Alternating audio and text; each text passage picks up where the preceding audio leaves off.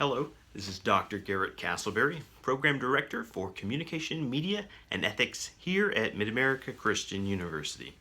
I am here with our Week 1 Video Discussion 1 prompt for COM 2143, Digital Media Literacy. And while we have multiple books we are working throughout this course, each week we will focus on one area that stands out ripe for discussion in a video format. And so this week's prompt comes from our book Popular Culture Introductory Perspectives by Marcel Danesi.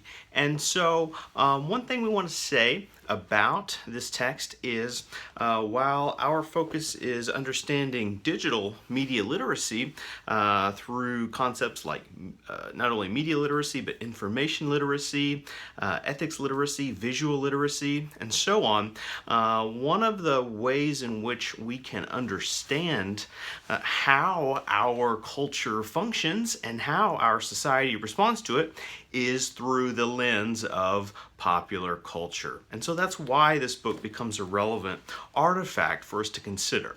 And so our week 1 reading includes the most of the first chapter in popular culture, and this is for good measure. I've already hyped up this book in previous video message to the class, and so there's no need to kind of trip over it any more than we have to.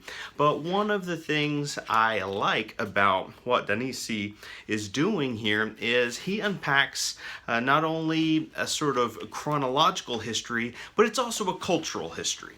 And so one of the things we can recognize immediately is that we learn a lot about, or rather formalize our understanding of the world based on the kinds of information that's given to us at certain phases. And so I thought for our discussion 1 prompt, we have a little bit of a get to know you, but also we want to recognize that practice of remembering our familiarities with popular culture, because as the book suggests, it's a very broad term. It can mean many things to many people.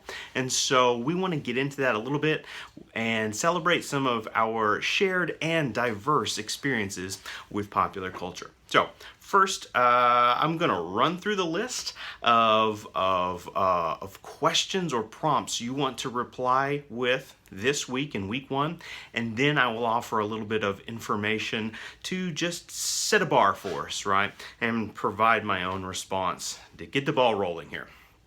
All right, first thing we want to do, offer your name. We've got some returning students that have had classes together in the past, but then we also always have new students or students coming in from different courses, and so it's a great opportunity to get to know one another. So offer us your name.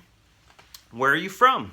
Where we hail from matters. Context, geographical context says a lot about a person. And so we want to offer our name, where we're from, and now for those pop culture prompts. I want you all to think of a piece of popular culture that was introduced by a grandparent, all right? And so, of course, if you can recall that, great. If not a grandparent, maybe a grandfatherly, grandmotherly figure, right? Someone of that elder generation that influenced your life. So that's pop culture prompt number 1. Number one. It's the third question, but our prompt number 1. Second, talk about a piece of popular culture introduced to you by a parent.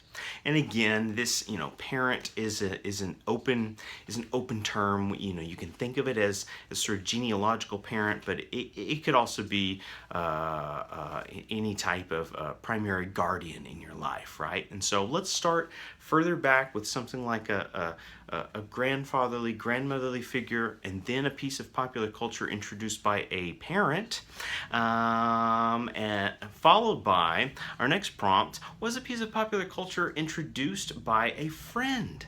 And it's interesting to think about the distinction there and what kinds of popular culture we get passed down from maybe family members or guardians versus the kind we receive from our peers. And so share a piece of popular culture, maybe something that impacted you that was introduced by a friend. And then finally, we want you to offer, to present to us a piece of popular culture that you introduced to others, okay? And so, that gives us something to think about. Not only the types of information that we receive that helps frame our worldview, but what kinds of information do we put out? Right? What kinds of passions, hobbies, habits, rituals do we pass on to others? Okay, so I will take those prompts and I'll attempt to regurgitate these in order, even though I've butchered the numerical organization of this thus far. All right, so once again, my name is Garrett Castleberry. I am originally from Western Oklahoma. Right? If my sort of oaky, hickish accent doesn't betray me enough, I definitely, hail from rural areas, small town on Route 66, iconic landmark, right, that we love to tribalize in America. So, Garrett from Western Oklahoma. Something I think about that a grandparent passed down to me. One say of that generation, something that came to mind when I thought about it was the introduction of cartoon shorts. And by cartoon shorts, I mean everything from Warner Brothers cartoons, Bugs Bunny, Daffy Duck, and so on. The whole canon, right? The shared universe of Warner Brothers cartoon characters, but also those Tex Avery cartoons like Tom and Jerry. And so my grandfather, despite whatever modes or methods of masculinity and outdoor roguish behaviors and what have you, still loved cartoon shorts. And there was something potent and persuasive in that for him. And so it was something we could bond on when I was very little, and I would call that a direct form that was introduced to me. Maybe an indirect form would be the Western, the American Western, right? The film genre. I didn't necessarily take to that at a young age. In fact, I despised it. Right? I was like ready to leave the room. Right? Time to find something else to do. I found those to be disengaging and boring at that point in my life, although I've come around to a certain extent. So a direct piece of popular culture passed down from a grandparent, the cartoon short, and an indirect form, maybe the American Western, right? Something I wouldn't rediscover or care about until much later in life. Okay, something that was passed down to me, a piece of popular culture by a parent, would be I think about the introduction to toys and collecting, right? These kinds of habits that were ingrained, passed down from my dad. And so that is something that comes to mind. Everything from Legos to maybe action figures and so on. And so that's definitely a piece of popular culture, as well as movies. I think we're all introduced to a number of movies. A distinct film series that comes to mind, maybe Indiana Jones. Something very kind of playful and adventurous. It's kind of masculine, but yet broad audience appeal. Something about that kind of adventure genre that was relatively safe for kids.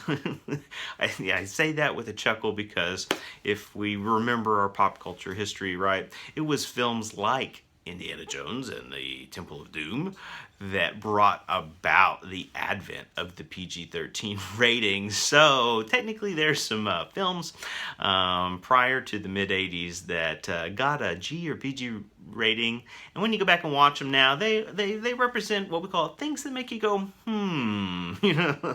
So anyway, I think about toys and collecting and maybe some of those adventure movies that my dad introduced me to. Something a friend introduced me to.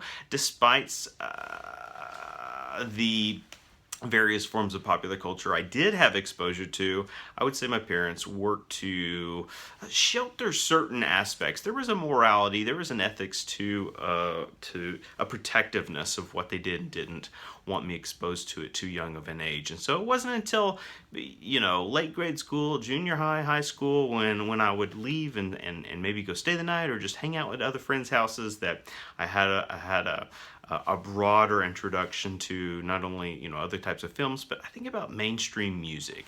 I didn't have a lot of exposure to mainstream music growing up, and perhaps it's why it's one of the genres of entertainment I'm least interested in as not only a scholar, but just as someone that partakes in popular culture. And so that's something that comes to mind. Yeah, perhaps music as well as some of those variations of film and other types of popular culture. And finally, a piece of popular culture I've introduced or shared to others. Well, as I get on up there in my own age, right, you start to have that generational turnover. I have played a role introducing some of these ideas to my own offspring, right? And so I have a pair of sons, and I have at various points in their early childhood, not too early, but still, right? Something we all must continually think about. Introduce them to concepts like the Teenage Mutant Ninja Turtles, or even He-Man and the Masters of the Universe. So these types of cultural artifacts are the select ones that I have clearly served as a gatekeeper, as an opinion leader, passing them down. There's a bit of a filter. I think there's some texts that maybe I wouldn't, either because I view them as, oh, they're too low of culture, or it's not age appropriate yet. And so those are two artifacts, but definitely maybe even a show like Sesame Street, of course, probably the earliest thing many of us are introduced to as children, and for good reason continue to pass that baton down. I just saw a news article the other day where it continues to be one of the most highly influential educational tools for children under 5 in the United States, Sesame Street.